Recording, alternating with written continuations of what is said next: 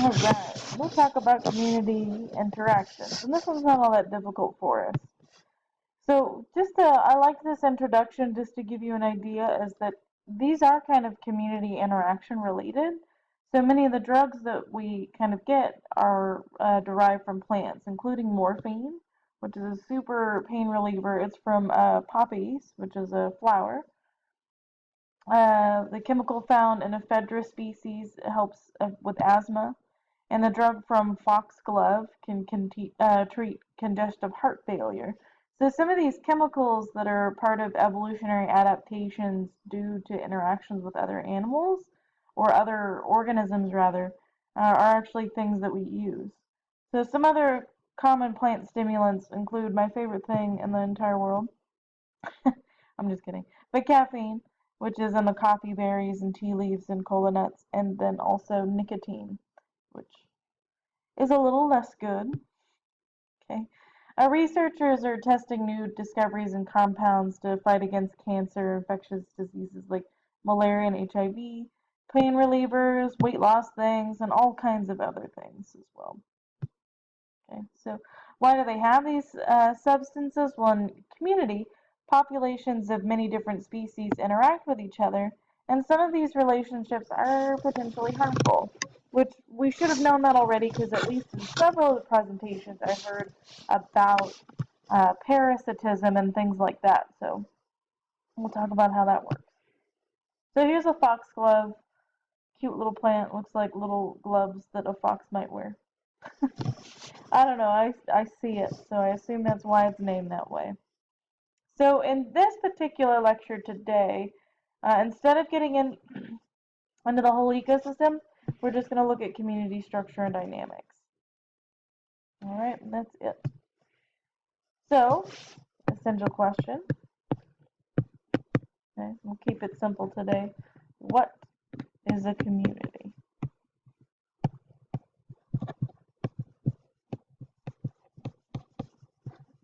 Okay. And you can also go with the dynamics part, which is and what changes a community.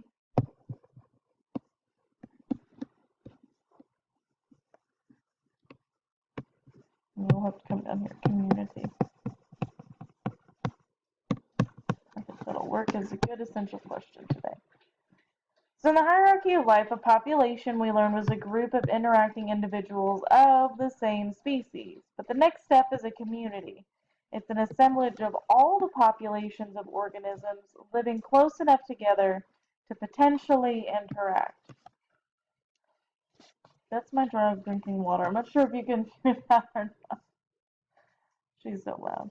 All right, so ecologists define the boundaries of a community according to the research questions they want to investigate. So similarly, it's kind of defining the geographic area to look at. So community ecology is necessary for conservation of endangered species, which here in the next couple of lessons we'll get to. There's some really awesome work that people have been doing with at least taking a look at endangered species. So through National Geographic. Okay. Community ecology is really, really important for helping us control diseases like malaria, bird flu, Lyme disease, things that are carried by animals, and how we can minimize our kind of interaction with them. It also has applications for agriculture, so an attempt to control the species composition in communities that have established. So those are some of the application roles just for humans. So interspecific interactions. Now hopefully we've looked at this, but the term inter means between. So this means between two or more different species. So interactions between two or more species. So relationships of individuals of other species in the community. And this greatly affects population structure and the dynamics. So one of the things that I like to do, and we'll kind of make some time for it, is to look at interspecific interactions and how they're classified. I'm tired. My goodness, I'm yawning over here. Oh, you know what? I haven't had my caffeine yet. I haven't had it. But this is a good table. So one thing we can mention and talk about when we'll make our own table is that competition actually has a negative effect on both populations. We can explain that a little bit more later, but think about that one. Mutualism is both positive, both things benefit. We've already seen plants and mycorrhizae as that example. Predation benefits one, does not benefit the other. Herbivory benefits one and not the other. Parasite and pathogens benefit one and not the other. Okay.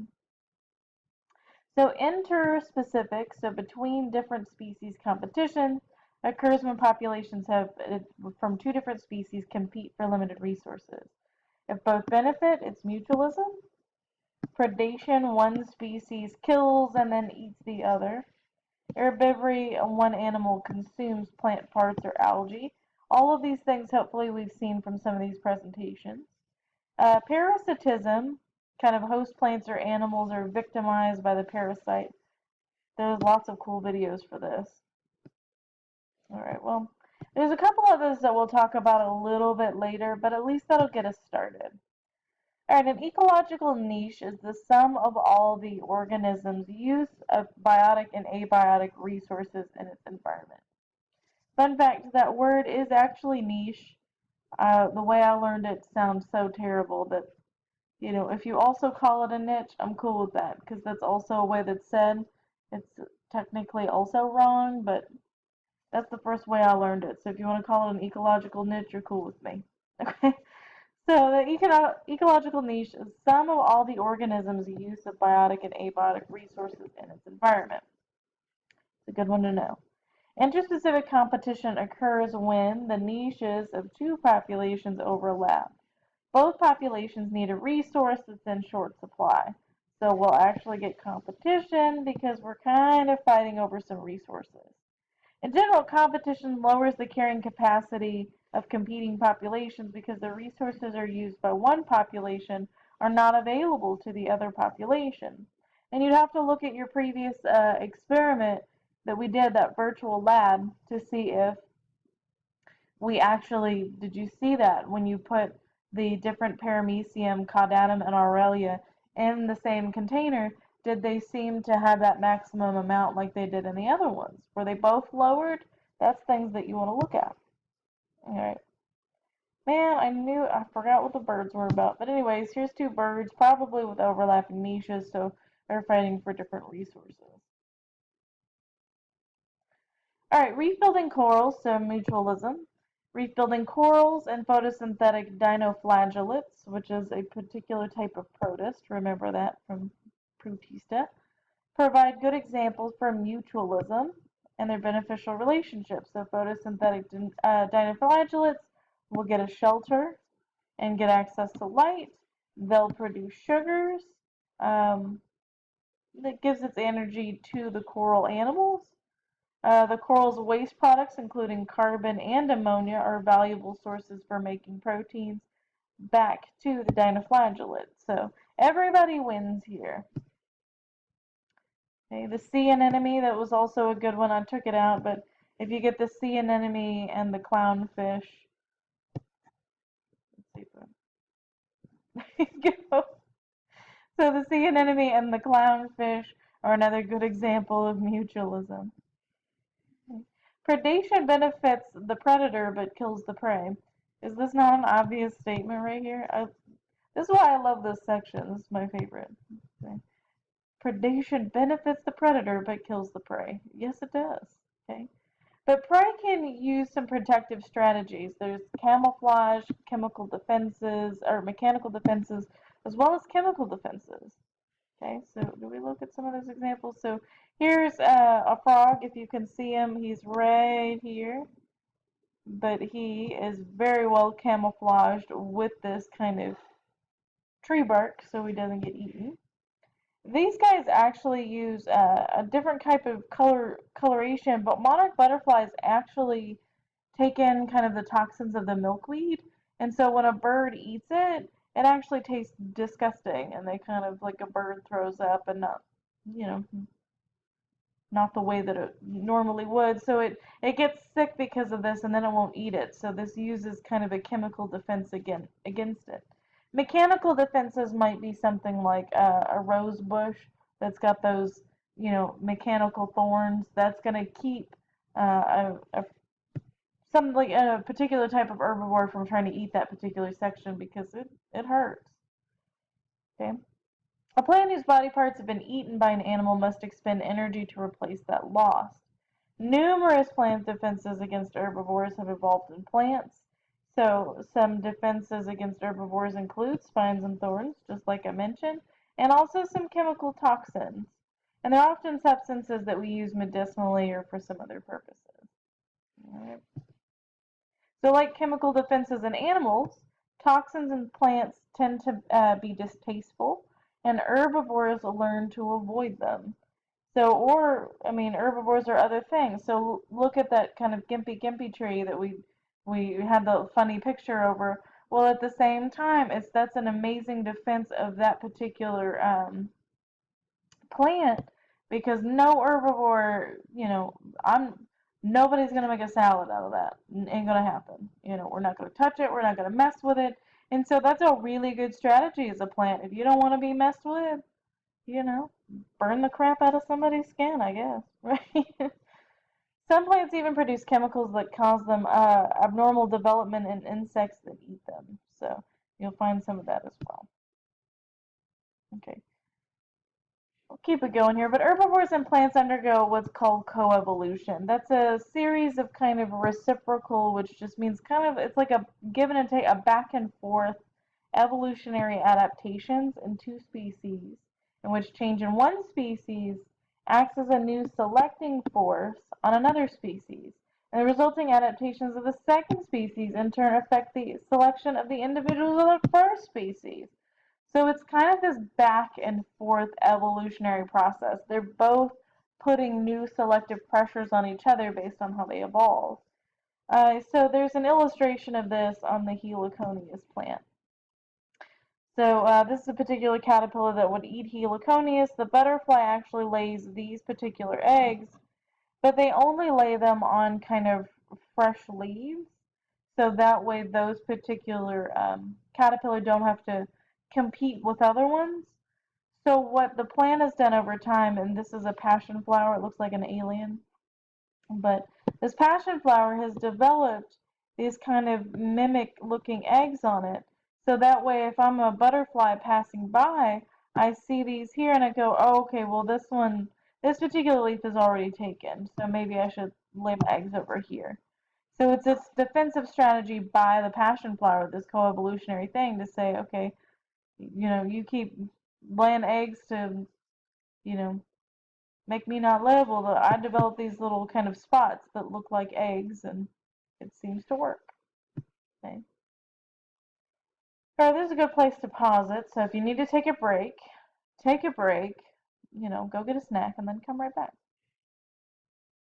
So a parasite lives in or on a host, which it obtains nourishment. We had some internal parasites, and we saw these as examples. So nematodes, little roundworms, tend to be some internal parasites of both plants and animals. And then tapeworms, which we know are kind of, we see in some animals. We do have some external parasites that include mosquitoes, ticks, and aphids. Aphids are kind of a plant parasite. Mosquitoes and ticks are definitely external for humans. Pathogens are disease-causing microscopic parasites that include bacteria, viruses, fungi, and protists. So any pathogen is just any disease. So if you get strep throat or the cold virus, that's just a pathogen because it's causing a disease in you, and it would cause a disease in some other, organism. Plants are also attacked by parasites, including nematodes, which I had mentioned before, and aphids. Aphids tap into the phloem, which is just that lovely little sugar water kind of sap there, and they'll suck that sap out, and that's how they get their food. Okay, so those are pictures of aphids. I know they look weird, but I promise you, individually and close up, they're adorable. You just have to take my word on it. Non-native pathogens can have a rapid and dramatic effect. The American chestnut was devastated by the chestnut blight protist, just gone. A fungus-like pathogen is currently causing sudden oak death on the west coast. So we've got a lot of kind of moving parts here and lots of pathogens to pay attention to. All right, now we'll get into the trophic structure. That one does remind me, I have some stuff that I can show you here in the next few days about some pest species of insects that are good to know about because they're really the big one. And there's certain parts of the country that are like shipment of wood is quarantined because of these animals. All right, so now we're going to talk about trophic structure. And I hope we learned this before, but troph means nourishment. Okay, so this is a structure of nourishment. So the best way that we can call that is a nourishment structure, the food chain. So this one we can move through a little bit easier because I know you have heard of food chain before. It's a transfer of chemical nutrients and energy from producers up the trophic levels or the nourishment levels in a community. So these, hopefully we know, producers are the autotrophs, so the self-nourishers that are the support of everything. Okay, so that could be plants, that could be some phytoplankton, it could be some stuff like that. Okay. Consumers are heterotrophs. We do have primary consumers, those are your herbivores that only eat the producers. Secondary consumers typically eat the herbivores, so eat those primary consumers. And aquatic ecosystems, they typically eat zooplankton, that counts. Tertiary consumers typically eat those secondary consumers, and quaternary eat those tertiary consumers. So that's our nice movement up there. This time we just kind of give them a little bit fancier names as we move forward. But here's some examples. So in terrestrial food chain, a plant is the producer. This grasshopper may be the primary one. Secondary consumer is a mouse. Tertiary is the snake. And a hawk would be the quaternary. If you have producers, phytoplankton is the producer. Zooplankton eat that, and they're fairly small. Herring will eat those zooplankton, tuna eat the herring, and killer whales will eat the tuna, and those are your quaternary ones. Ta-da! We do have a few others, which I know I heard these mentioned at least a couple of times, so I hope we kind of caught on to it, but there are some that are detritivores, which derive their energy from detritus, which is dead, decaying material. And that's really produced at kind of all trophic levels, so that's detritivores.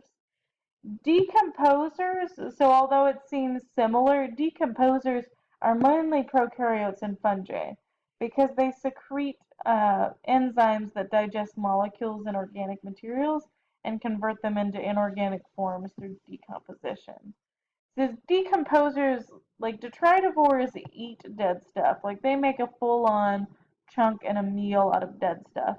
Decomposers actually break down kind of dead things at the molecular level. So it's kind of it's a more chemical kind of process, directly chemical, that happens for decomposers.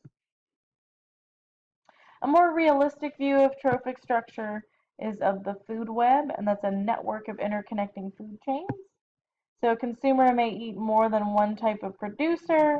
Several species of primary consumers may feed on the same species of producers.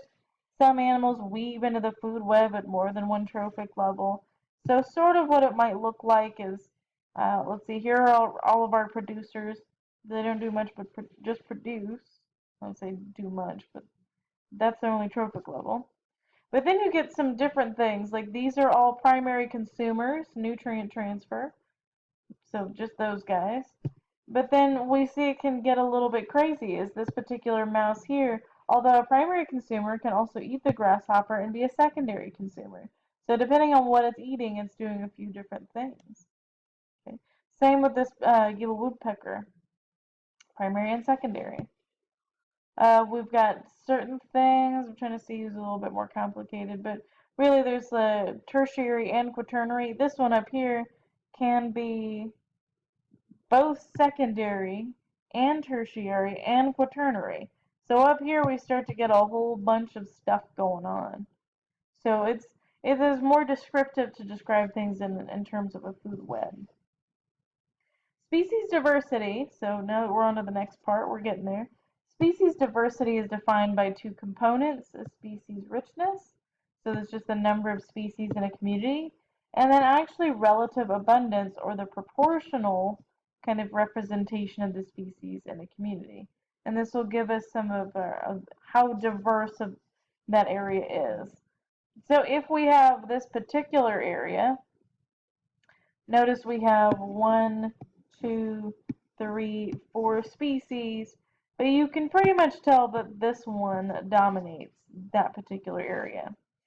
In another area, we've still got 1, 2, 3, and 4 species, but they're a little bit more evenly mixed.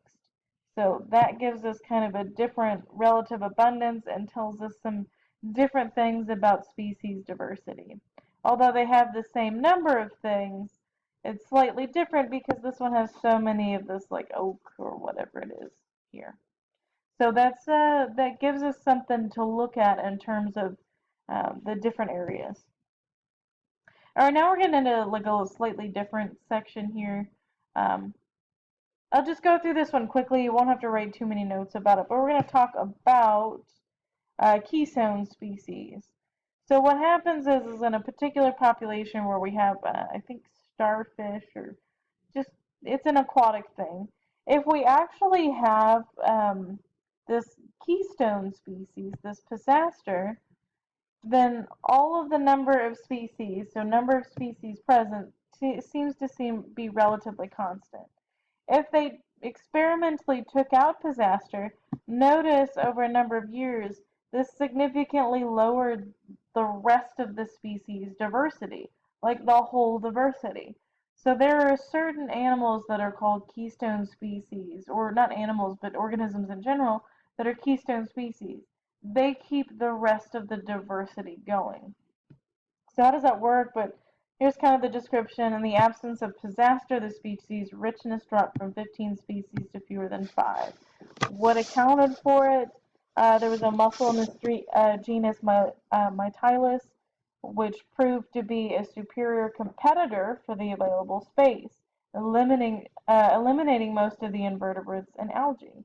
In the control areas, populations of Mytilus was suppressed by pisaster, a voracious predator of that mussel. So their interspecies interactions can be an important factor in the species diversity of a community. So that's what ended up happening there. All right. So this is a keystone species. Is kind of where we say that it's a species whose impact on its community is larger than its biomass or its abundance indicates. And it occupies a niche that holds the rest of the community in place. So example was our pisaster and our long-spined sea urchins. Here, we'll throw in an Easter egg just because, and we're trying to get things done, and we've got a little bit of the weekend, but I'll throw in one here.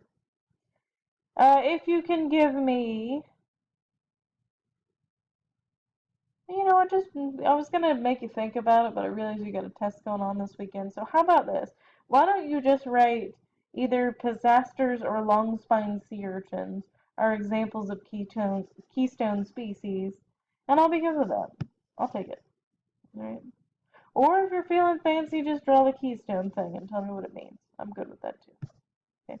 But we see kind of what it is. As a keystone species is when you do an archway, you put the keystone up top and it holds the rest of these in place. If you actually do take out the keystone, the rest of them fall apart. So that's why they call them the keystone species.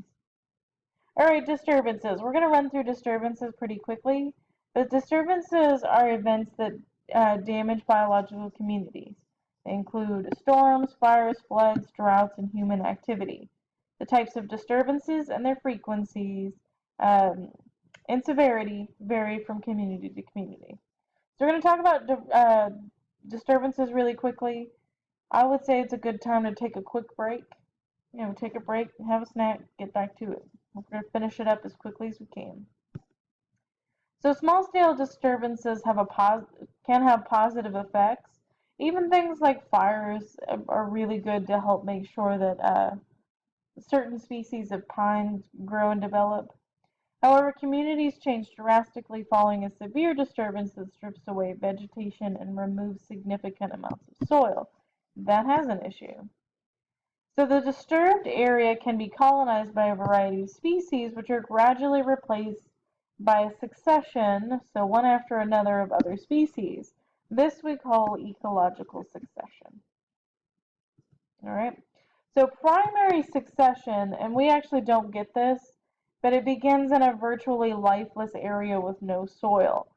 So this essentially has to be kind of like, I don't know, like new land. And we don't have much of that anymore, but we can have some examples like if we get rubble left by a retreating glacier or fresh volcanic lava flows. In both of those, we have kind of new, fresh land. So that's not, we don't get that all that often anymore. Okay, picture of lava flow. Ta-da. Secondary succession is going to be a lot more common. This occurs when a disturbance destroys an existing community but leaves the soil intact. So whenever human intervention stops, secondary succession begins. Numerous studies have documented the stages in which abandoned farms returns to a forest. So it starts with kind of some annual plants, just yearly plants. Then we get some perennials, some that last years and years. Then we get shrubs. Then we get our softwood trees like our pines and some bushes that stay. And then we get our hardwood trees. And so this is generally how things continue on and are replaced. A couple of things, invasive species. We're going to talk about some examples of these. I have friends who did research with these, but these are organisms that have been introduced into a non-native habitat by human actions and have established themselves at the expense of the native communities. Mongoose is the best example of this one. The mongoose. Okay. All right. So absence of natural enemies often allows rapid population growth of said invasive species. Some other examples of invasive species include the deliberate introduction of rabbits into Australia and some cane toads in Australia. Poor Australia. So here's the spread of rabbits. Somebody introduced it in 1860 right here. And then it just was like, what? I go everywhere? Yes, I do. And by 1980, it had taken over the whole continent. Alright, so look at these guys. There's so many of them all over the place. Okay, this is the cane toad also. Just spreading. And that's where we're going to end it. I know there was a lot of information and we moved quickly. Hopefully it's not too new to you, so it should be good there. If you have any questions, shoot me an email and we'll keep moving forward.